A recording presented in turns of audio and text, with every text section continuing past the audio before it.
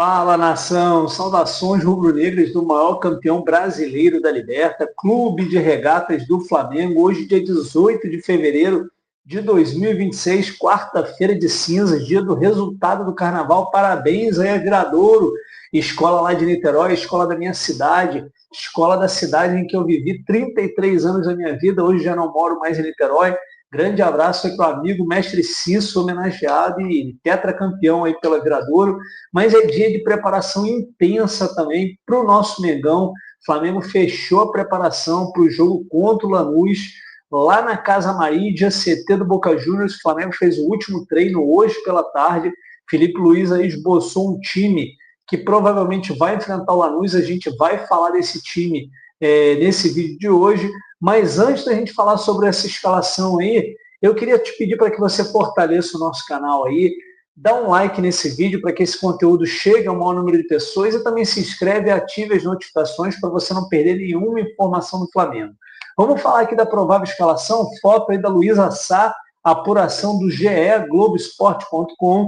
Provável escalação do Flamengo tem Rossi, Varela na lateral direita, Léo Ortiz e Léo Pereira na zaga, na lateral esquerda, Alexandro, meio de campo com Pulgar, Paquetá e Arrascaeta, e na frente, na direita, ou Carrascal ou Luiz Araújo, essa é a dúvida ainda aí do Felipe Luiz, na esquerda o Cebolinha e o Pedro no comando do ataque. Está confirmada essa informação aí pelo esboço que foi o treino do Flamengo na tarde de hoje, lá no CT, nessa foto aí, você pode perceber o CT do Boca Juniors, a Casa Marídia. O Flamengo fez um treino lá.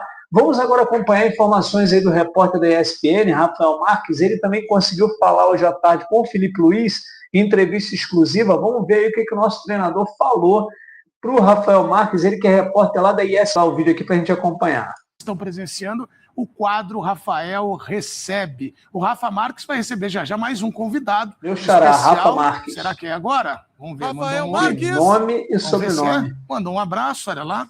São os bastidores da notícia. Deu um beijo? Vamos lá, vamos ver. Pode deixar o link. Isso aí o sofá da Hebe isso é jornalismo verdade. Do Rafael Isso Marques. é jornalismo verdade. Olha lá, o Rafa tá ajeitando tudo. Olha lá, já a cadeira do Rafael Marques. Isso. Vamos ver lá. Quem vai sentar na cadeira do... Felipe Luiz. Olha lá, tá tudo certo. Eu tô me sentindo a Hebe, viu, Edu Menezes? Então, olha lá. Olha que momento maravilhoso. Manda um abração pro Felipe Luiz. Ele que pode ser o maior treinador da história do Flamengo, com conquistas também. O cara, gente boa demais. E faça aí as honras da casa. Bata esse papo sensacional com o Felipe Luiz. É isso, Edu. Você já começou com a pergunta que eu ia fazer para abrir a entrevista aqui com o Felipe Luiz, que atende aqui a ESPN dentro do F-Show ao vivo. Satisfação ter você com a gente aqui, Felipe. E está se falando muito nisso, né? Em caso de conquista da Recopa, você ultrapassa o Carlinhos, que era conhecido no futebol como Carlinhos Violino, né?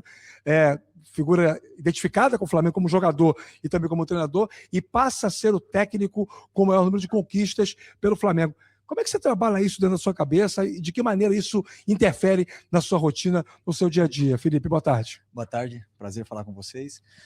Bom, não interfere em nada, eu sou igual, independente se eu tô como jogador, quando eu estava como jogador e também agora como treinador, sempre quero ganhar o próximo jogo. E isso foi a minha rotina nos últimos 20 e poucos anos, fazendo o melhor possível e deixando tudo preparado, já seja corpo, mente, para poder sempre vencer o próximo jogo, que no caso é uma final da Recopa, e dá essa possibilidade de fazer história. Com certeza é um objetivo. E você, para chegar a esse objetivo, obviamente tem que passar por 2 estágios. O primeiro é amanhã aqui na Argentina e o segundo é no Brasil, no Rio de Janeiro, no Maracanã. Me corrija se eu estiver errado. Com base no que você tem falado em últimas coletivas e até com o que você tem feito em relação às rotações na escalação do Flamengo, eu tenho falado isso desde ontem, eu tenho a sensação de que a busca pelo tal equilíbrio, que você tanto massifica da parte defensiva com a parte ofensiva, essa busca talvez sugerisse um Flamengo mais compacto, com mais gente no meio-campo no jogo de amanhã. Eu sei que você não vai dar a escalação, adoraria, mas eu sei que você não vai dar a escalação, mas é meu dever perguntar. Meu raciocínio faz sentido? A gente deve ver amanhã um Flamengo diferente em termos de conceito, além das peças, do que viu contra o Botafogo? Bom, temos que esperar amanhã, né, para a hora da escalação, mas cada jogo e cada adversário ele propõe formas diferentes, tanto de atacar como de defender, e com isso nós temos que nos adaptarmos, né? Então, por exemplo, eu não posso falar para o treinador do adversário como eu espero que ele jogue, eu tenho que ver e imaginar o que ele pensa da nossa equipe, como ele vai nos pressionar, e com isso tentar montar um time muito equilibrado, principalmente na parte física, porque o futebol argentino, vocês já sabem, eles cobrem muito até erros, né, defensivos com o sacrifício defensivo que eles têm, então é muito difícil superar essa defesa deles, e depois para atacar são muito competitivos. Então nós temos que estar preparado para todo tipo de jogo, se eles vierem pressionar alto, se eles vierem esperar mais embaixo, mas o mais importante é que o nosso time tenha todos os recursos para sair dessas dificuldades que o Lanús vai colocar durante o jogo, e que a gente possa fazer um grande resultado. O Lanús tem 2 jogadores que são bem conhecidos do torcedor brasileiro, o Marcelino Moreno e o Eduardo Salvo, que, aliás, quase foi parar no Flamengo, tempos atrás, quando o Flamengo ainda era dirigido pelo Jorge Jesus. Inclusive está no site espn.com.br essa entrevista com ele, em que ele falava sobre essa situação. Imagino que você tenha mapeado bastante o adversário, mas o que se fala é que esse setor direito da construção do Lanús é o que vai dar mais trabalho. Isso denota também uma preparação especial sua para poder tentar aniquilar essa característica do adversário? Bom, cada adversário, como disse, eles têm os pontos fortes e talvez o lado não tão forte, ou alguns jogadores que têm menos capacidade de construção. Mas eu joguei com o Salvio no Atlético de Madrid, foi meu companheiro, conheço bem também o Marcelinho, um grande jogador, e é um time que vem de ser campeão. Então todo time que é campeão não é campeão por acaso, não é sorte, né? É um time que está muito bem equilibrado e muito bem treinado, dá para ver muito claro na análise as dinâmicas que esse time tem. O Pellegrino é um grande treinador, já trabalhou em vários países e está fazendo um grande trabalho aqui também. Então, sabemos desse lado direito forte deles, mas, como eu falei, é um time que tem a organização ofensiva muito bem trabalhada, na qual é muito difícil de você defender todas essas dinâmicas. Então nós vamos ter que defender, como sempre, com todos os jogadores para poder tentar parar esse ataque do Lanús. Eu perguntei para os jogadores, né? Conversei já sobre isso com o Bruno Henrique, há pouco, aqui ao vivo no F-Show também com o Arrascaeta, e preciso fazer a mesma pergunta para você, porque o tema é recorrente. A imagem que o Flamengo deixou da partida contra o Corinthians, por ter perdido aquela decisão, e até a maneira como você se posicionou depois do jogo, na entrevista coletiva em Brasília, isso mostra todo esse contexto, como o Flamengo sentiu aquela derrota, né? Responder aquele insucesso com um título continental é algo que vocês trabalham internamente, é uma coisa que você usa até do ponto de vista motivacional para os seus jogadores? Perder sempre dói, é uma dor absurda, para o treinador é maior ainda, e perder uma final, claro que é difícil para todos nós, né? Eu sei o contexto que teve aquele jogo, mas já está superado, era outro momento, nosso time teve uma preparação diferente do que foi os outros anos, e sabíamos que era um adversário muito complicado, teve o contexto da expulsão, então agora é uma nova final, um novo jogo, um adversário novo, que vai gerar outro tipo de dificuldades. Então é isso, nós temos que entender o mais rapidamente possível o jogo, o momento de confiança também nosso é outro agora nesse período, então esperamos que a gente possa estar no nosso melhor momento para poder vencer. Hoje é dia 18 de fevereiro, né? Já tem um pouco mais de um mês que o elenco principal do Flamengo está treinando, jogando. Algumas caras novas chegaram, como o Vitão, como o André, o Paquetá, que foi o principal nome, voltando. O Flamengo não perdeu nenhum jogador da sua espinha dorsal. Os que estão deixando o clube não vinham tendo muita minutagem. Falta alguma coisa para você para 2026 em relação a planejamento, em relação a peças? E, além disso, analisando as condições físicas de todos os seus jogadores, alguém não está ainda no patamar que você gostaria que estivesse ou que o próprio jogador gostaria que estivesse?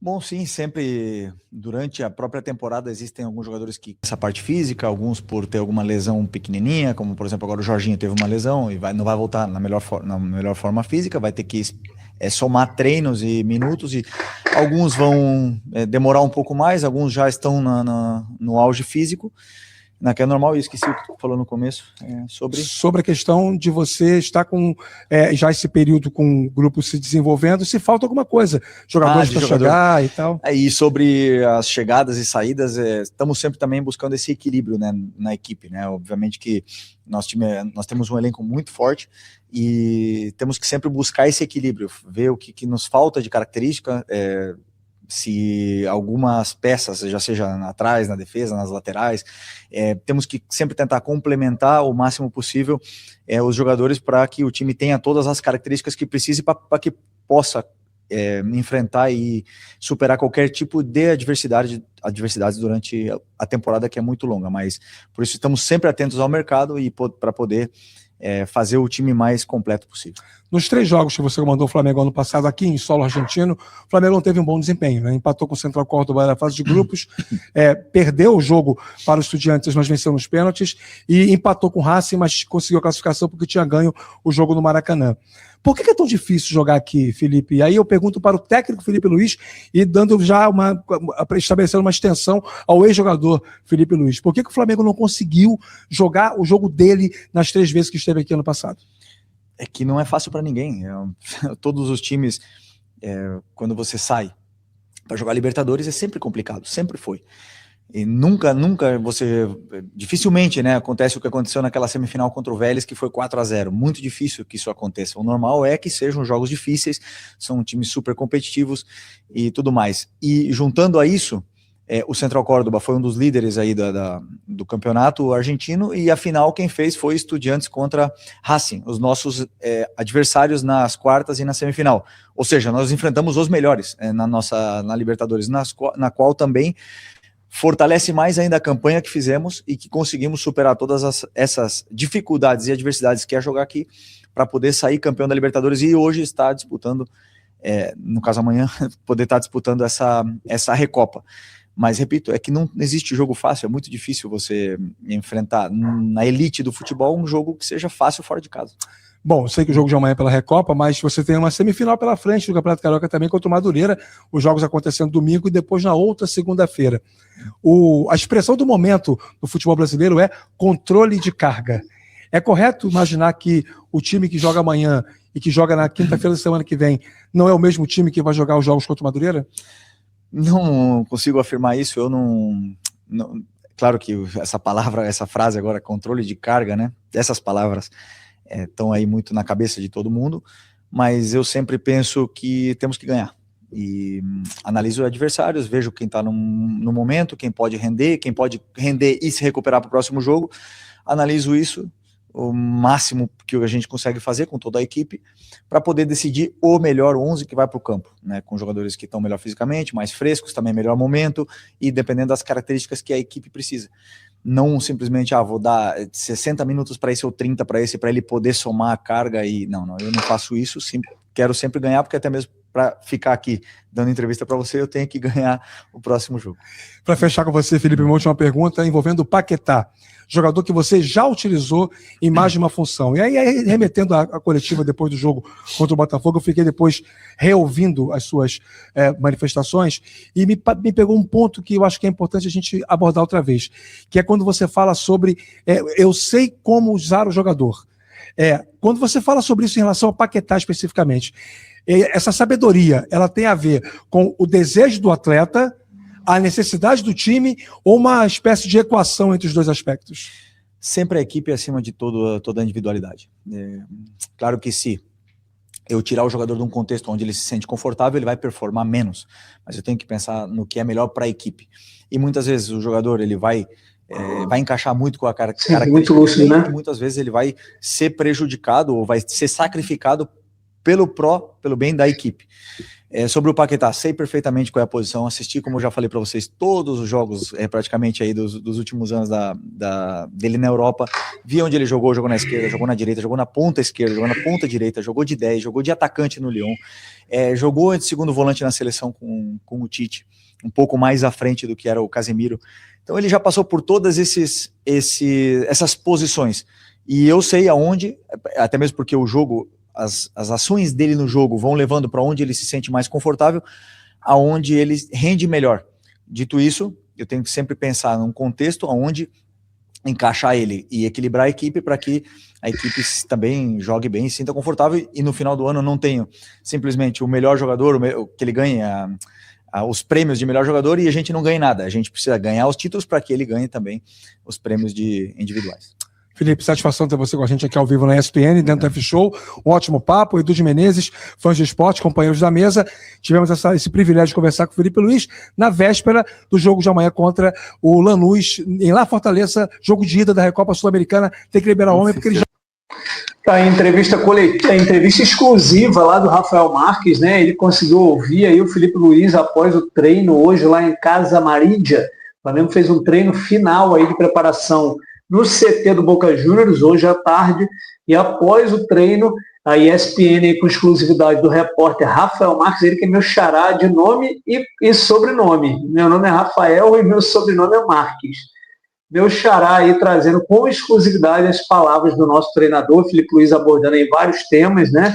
E falando por último dessa questão do Paquetá, que já foi muito discutido em coletivas do Felipe Luiz, e o Rafael Marques trouxe de novo à tona, para saber da análise aí do Felipe Luiz, de qual posição que é o melhor para que o Paquetá atue.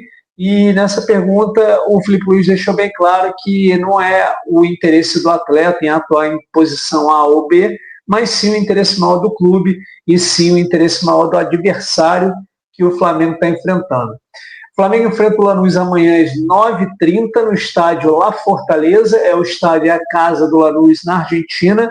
E o segundo jogo é na semana que vem, quinta-feira que vem, no Maracanã, para ver quem vai ser o campeão da Recopa.